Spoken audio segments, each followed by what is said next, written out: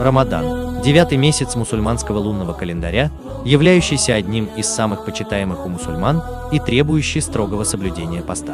Мусульмане веруют, что первые стихи Корана были открыты пророку Мухаммаду в месяц Рамадан, когда он находился в духовном уединении в расположенной в окрестностях Мекки пещере Хира. Первый день поста начинается 13 апреля. Рамадан предписан, чтобы укрепить мусульман в самодисциплине и точном исполнении наказов Аллаха. В этот период в течение дня запрещено пить, есть, вкушать удовольствие и предаваться развлечениям. Дневное время должно быть посвящено работе, молитвам, чтению Корана, благочестивым размышлениям и поступкам, благотворительности. Принимать пищу и пить разрешается лишь после захода солнца и до его восхода.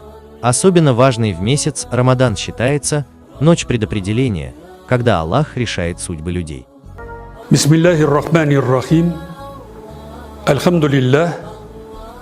Альхамдулиллахи раббил аламин. Вассалату вассаламу аля расулихил амин. Ва аля алихи ва сахбихи аджмагин. Ва бa'д.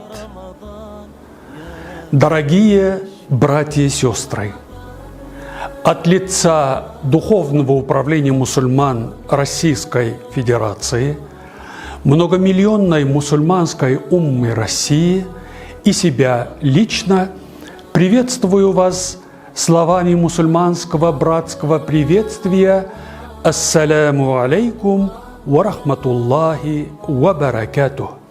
Мир вам, милость Всевышнего Аллаха и Его благословение.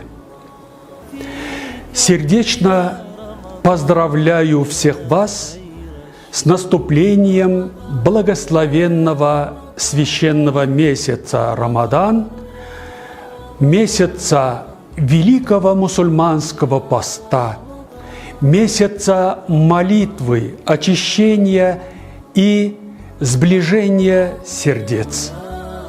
Завершение месяца Рамадан и поста знаменуется одним из двух главных мусульманских праздников – Ураза-Байрам, начинающегося с заходом солнца в последний день Рамадана. Рамадан – месяц терпения и добра.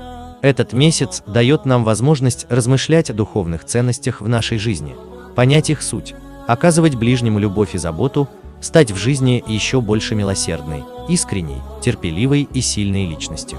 Штаб Татар Москвы поздравляет всех мусульман с наступлением священного месяца Рамадан.